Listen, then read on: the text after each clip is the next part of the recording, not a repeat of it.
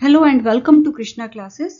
आज हम पढ़ेंगे एक जापानी फोक टेल जिसका नाम है the ashes that made trees Bloom. ये कहानी है एक कुत्ते म्यूको और उसके मालिक के बीच बहुत ही प्यारे रिश्ते की।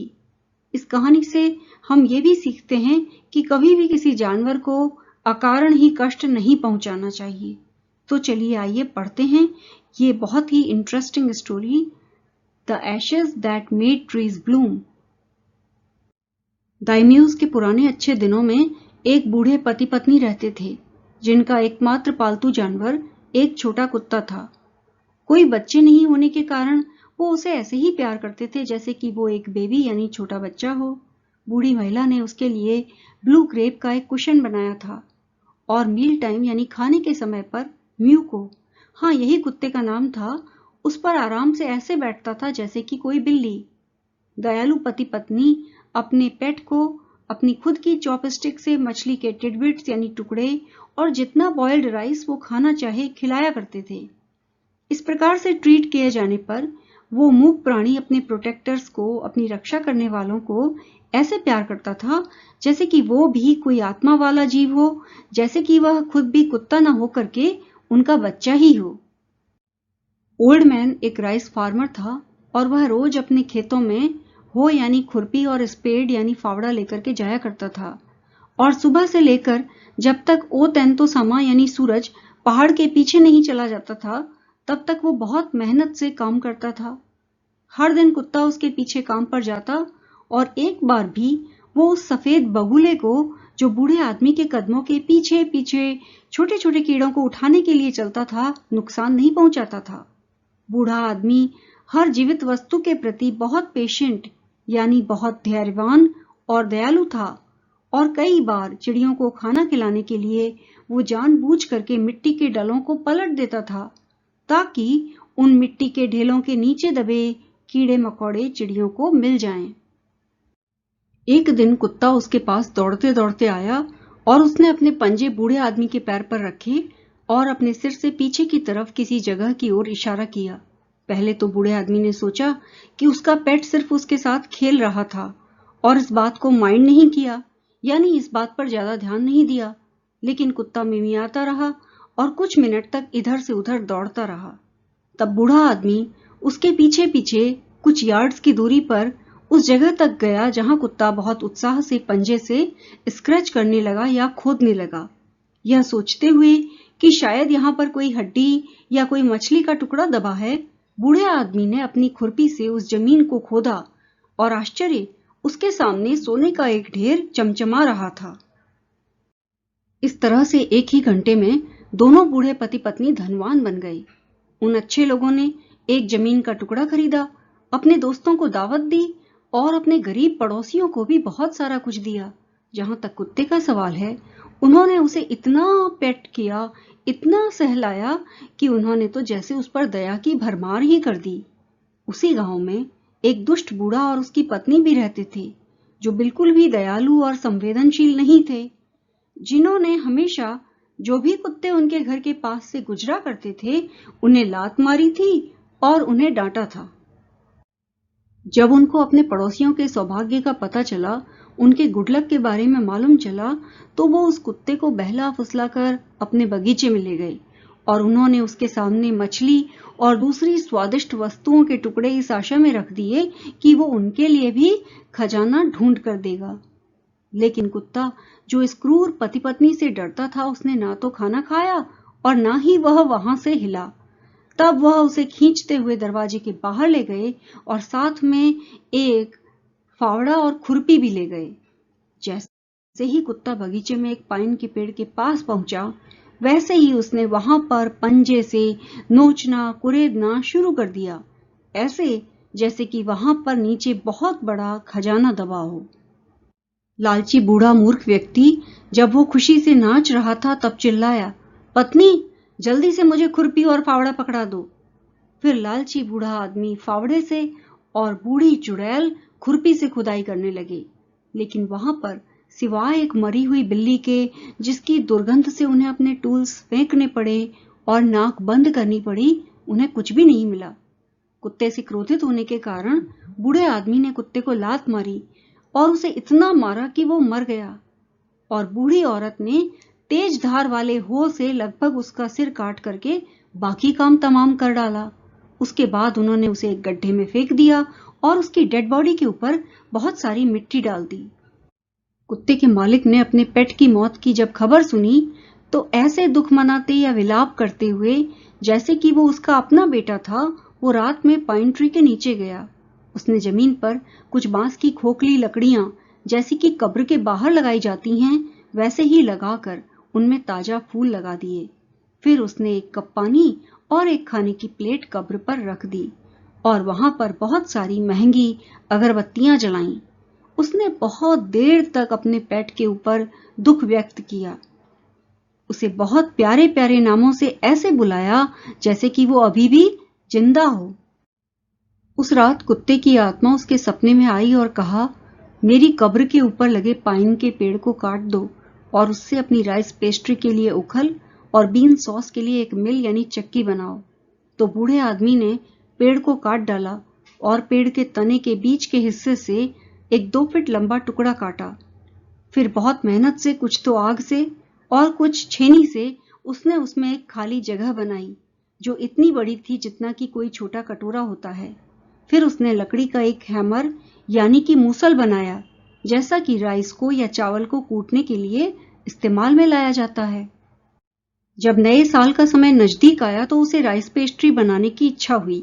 जब पूरा राइस उबल गया तब बूढ़ी दादी ने उसको ओखल में डाला और बूढ़े आदमी ने उस ढेर को कूट करके उसे आटे में बदलने के लिए मूसल उठाया और जोर जोर से और तेजी से मूसल से चावल पर तब तक वार किए गए। चावल को तब तक कूटा गया जब तक कि पूरी पेस्ट्री बेकिंग के लिए रेडी नहीं हो गई।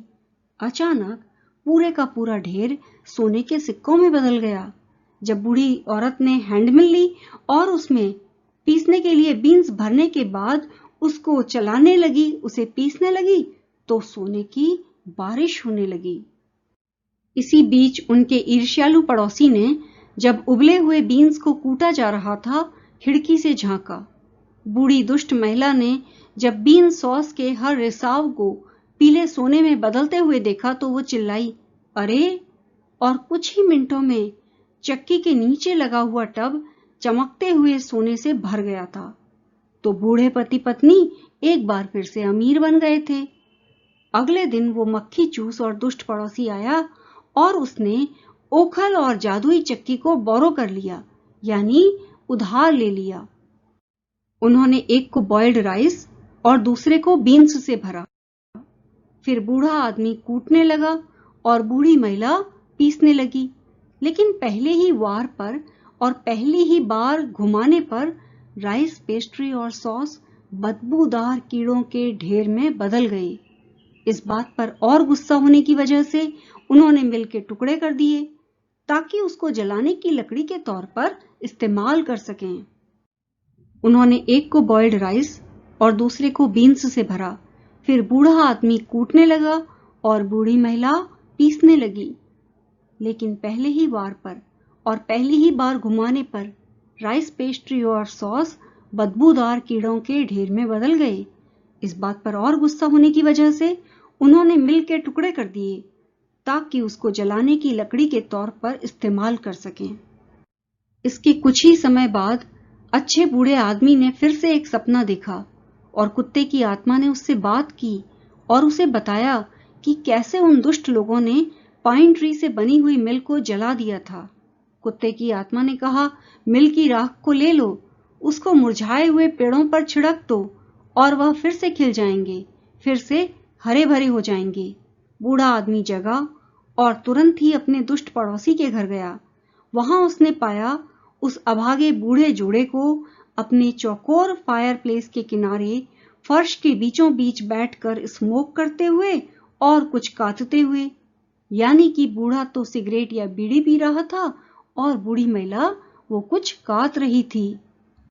समय समय पर वो चक्की के टुकड़ों से लगाई हुई आग से अपने हाथ और पैर गर्म करते, जबकि उनके पीछे टूटे हुए टुकड़ों का एक ढेर पड़ा हुआ था।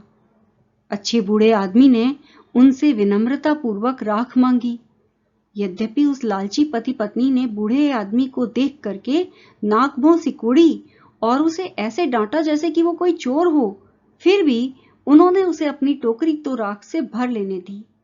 घर आकर बूढ़ा व्यक्ति अपनी पत्नी को गार्डन में ले गया। विंटर था, इस वजह से उनका फेवरेट चेरी का ट्री एकदम खाली था, यानी उस पर फूल नहीं थे। उसने एक चुटकी राख उसके ऊपर छिड़की और देखते ही देखते उस पर गुलाबी रंगों के फूलों का बादल जैसा बन गया और उससे हवा सुगंधित हो गई। इस बात की खबर गांव में फैल गई और हर कोई ये आश्चर्य देखने के लिए दौड़ा आया। लालची पति पत्नी ने भी ये कहानी सुनी और उन्होंने मिल की बची हुई राख को इकट्ठा करके अपने पास रख लिया ताकि वो उससे मुरझाए हुए पेड़ों को फिर से हरा भरा कर सकें। दयालु बूढ़े आदमी ने जब सुना कि उसका लॉर्ड दाइम्यू गांव के पास हाई रोड से गुजरने वाला था, तो वो उसे देखने के लिए अपनी राख भरी टोकरी लेकर निकल पड़ा। जब दाइम्यू का काफिला पास पहुंचा तो वो सड़क के किनारे जो एक बूढ़ा मुरझाया हुआ चेरी का पेड़ खड़ा था, उसके ऊपर चढ़ गया। अब दाइम्यू के दिनों में ये रिवाज हुआ करता था कि जब उनके लॉर्ड गुजरते थे तो सारे स्वामी भक्त लोग अपनी ऊंची खिड़कियों को बंद कर देते थे। यहां तक कि वो अपनी ऊंची खिड़कियों के ऊपर कागज के टुकड़े चिपका देते थे ताकि वो अपने मालिक को भूल से भी ऊपर से देखकर उनका तिरस्कार करने की धृष्टता न करें। सड़क के किनारे खड़े सारे लोग अपने हाथों और घुटनों के बल झुक जाते और जब तक कि काफिला गुजर नहीं जाता था तब तक वो ऐसे ही दंडवत यानी जमीन पर एकदम सीधा लेटे रहते थे। दाइम्यू का काफिला नजदीक आया। एक लंबा और सक्षम आदमी आगे चल रहा था और वो रास्ते में जो लोग खड़े थे उन्हें चिल्लाते हुए कह रहा था, अपने घुटनों पर झुक जाओ, अपने घुटनों पर झुक जाओ। और हर कोई जब काफिला गुजर रहा था अपने घुटनों पर झुक गया। अचानक वैन के लीडर ने पेड़ के ऊपर बूढ़े आदमी को देखा। वो उसे अभी गुस्से से बुलाने ही वाला था, पर फिर ये देखते हुए कि वो बहुत ही बूढ़ा व्यक्ति था, उसने ऐसे दिखाया जैसे उसने बूढ़े आदमी को देखा ही ना हो और वो वहां से आगे गुजर गया। तो जब दाइम्यू की पालकी पास आई, बूढ़े आदमी ने अपनी टोकरी में से एक चुटकी राख लेकर उसे पेड़ के ऊपर बिखेर दिया। एक ही क्षण में पेड़ पर फूल खिल गए। इस बात से प्रसन्न होकर दाइम्यू ने अपने काफिले को रोकने का आदेश दिया और वो खुद भी इस आश्चर्य को देखने के लिए बाहर आया। बूढ़े आदमी को पास बुलाकर उसने उसे धन्यवाद दिया और उसे रेशमी चोगे, स्पॉन्ज केक, पंखे और दूसरे कई इनाम उसे उपहार में देने के लिए आदेश दिया। यहां तक कि दाइम्यू ने उसको अपने किले में भी आमंत्रित किया। तो बूढ़ा व्यक्ति अपनी खुशी को अपनी प्रिय पत्नी के साथ बांटने के लिए खुशी खुशी घर गया।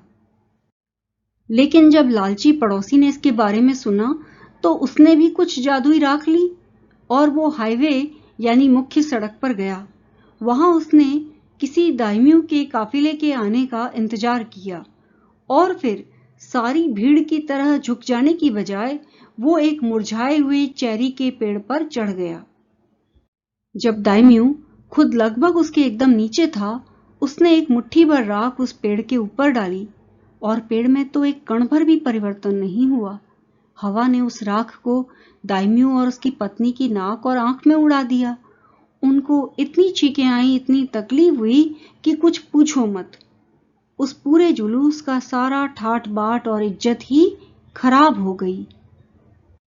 जिस आदमी का काम था ये चिल्लाना कि अपने घुटनों पर झुक जाओ, उसने उस मूर्ख बूढ़े को उसकी कॉलर से पकड़ा, उसे पेड़ से खींचा और उसको और उसकी राख वाली टोकरी को रोड के पास एक गड्ढे में लुढ़का दिया।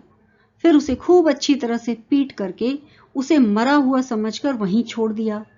इस प्रकार से दुष्ट बूढ़ा व्यक्ति तो अपने बुरे कर्मों के कारण कीचड़ में मरा, लेकिन कुत्ते के दयालु दोस्त ने शांति और समृद्धि का जीवन जिया और उसने और उसकी पत्नी दोनों ने एक अच्छा, लंबा, स्वस्थ, समृद्धिपूर्ण जीवन बिताया। बच्चों, मुझे आशा है ये कहानी आपको पसंद आई होगी और वीडियो के माध्यम से ये चैप्टर आपको बहुत अच्छे से समझ में आ गया होगा। अगर आपको ये वीडियो अच्छा लगा, पसंद आया, तो कृपया वीडियो को लाइक करना और चैनल को सब्सक्राइब करना मत भूलिएगा। मिलते हैं अगले वीडियो के साथ। जय हिंद।